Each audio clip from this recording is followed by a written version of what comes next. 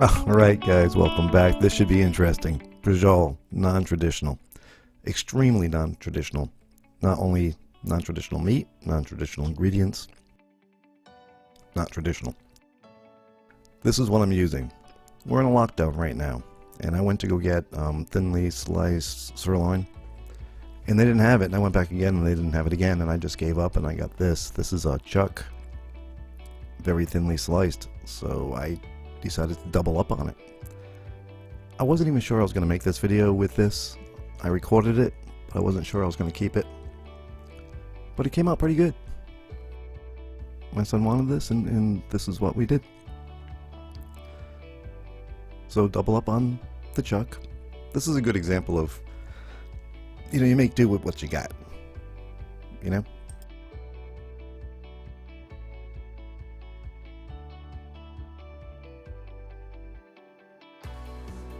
I couldn't get the meat I wanted.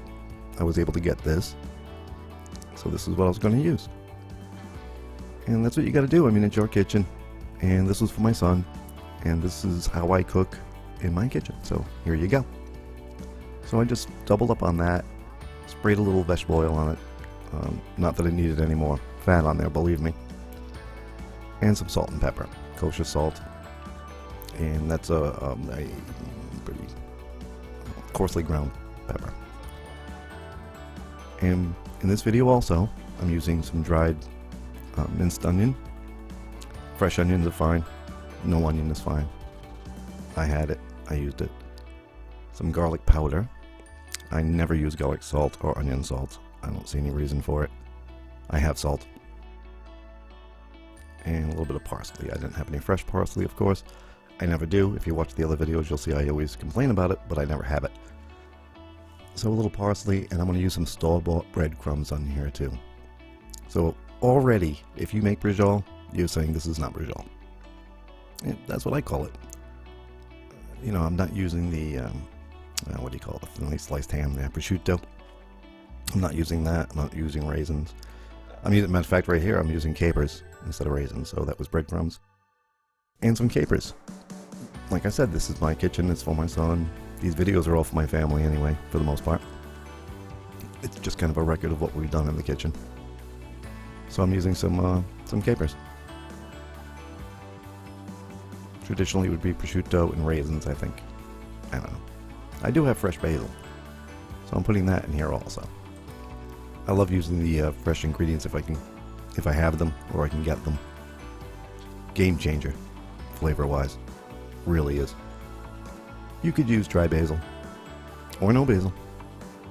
I made this up, so make up your own. Pecorino Romano cheese. I have this for when I make pizza, and I had this in the fridge. So, yeah, let's put it in here. The boy wanted braciole. I hadn't made this in a while, and I actually made this video about a week ago. And I didn't get a chance to narrate it, and I still wasn't sure if I was going to put it out because this is so non-traditional. It's really almost a crime to call it braciole.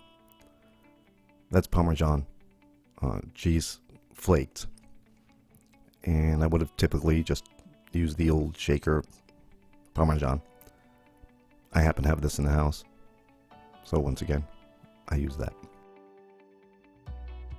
And there you go, braciole, or stuffed rolled Italian steak. So we're going to roll it up, and as you'll see, I was very worried about the steak being so flimsy and it's fatty, but by doubling it up, it actually held together quite well. That's why I decided to let this video go. It's kind of a make-do video. If you want braciole, and this is all they have in the store, and you only have certain things in your house, go for it. What I hope is that people watch these videos and they say, I could change this or I could change that. Or maybe I don't like that, I would leave that out. That's exactly what you should be doing, not looking. You can make this exactly the way I made it if you want. It came out terrific. It really did. But don't be afraid to experiment and do your own thing. So, okay, we have what we're calling braciole rolled up. And they're obviously not going to stay together like that without being tied up. So we're going to tie them up. And here's another example of you just use what you have in the house, man.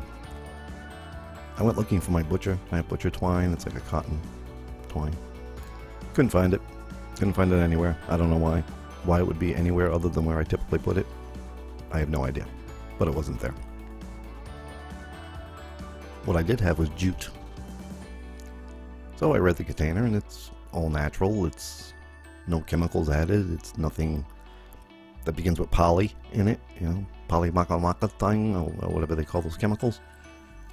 So it's no chemicals. It's all natural. Doesn't look like it's going to catch on fire. I went for it. Just another example of, you know, using what you can do.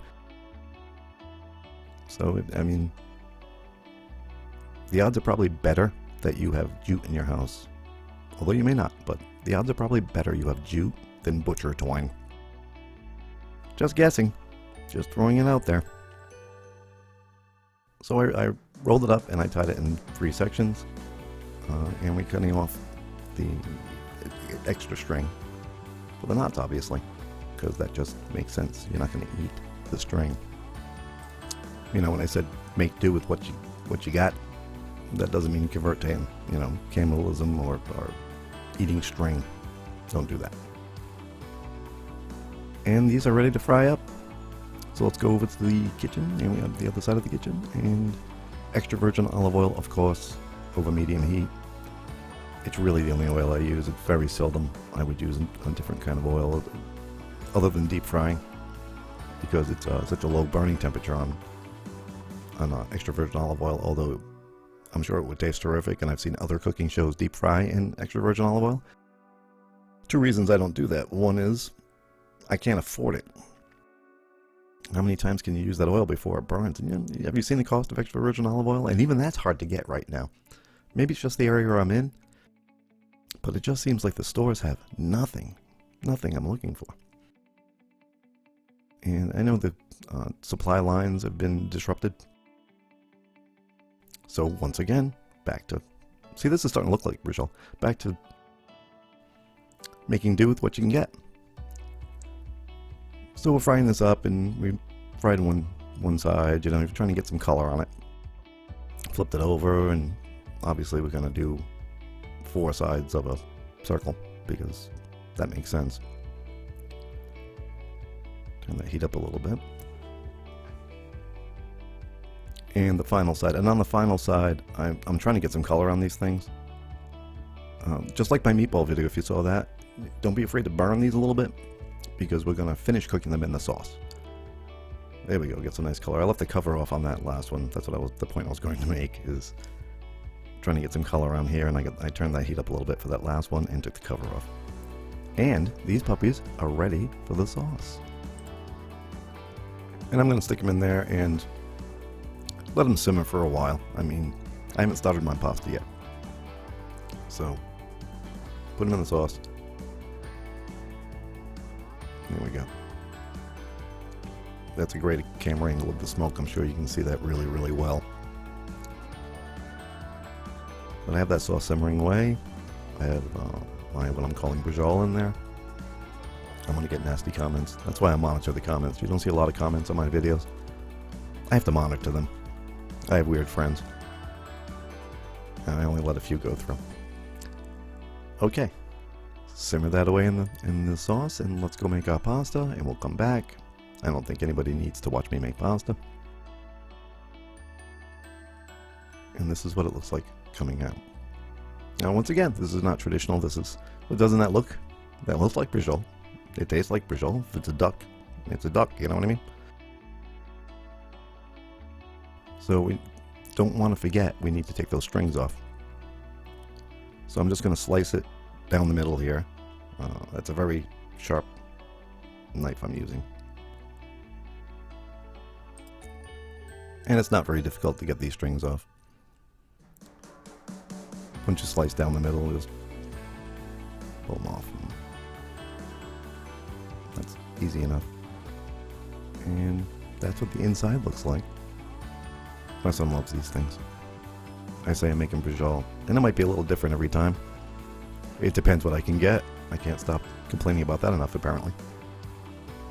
But with some salad, bread, that's not garlic bread. I have a video on garlic bread if you want to serve garlic bread with this, and a salad, and a good sauce that can stand up to this. And you have what I'm calling braciole. There you go, guys. I hope you try it. I hope you experiment with it. I want to thank each and every one of you guys for coming by. Thanks for subscribing. And as always, you guys absolutely rock. Hi guys, just want to say a quick thank you for watching the videos. Please subscribe, like, and share if you enjoyed them. And please come back for the next one.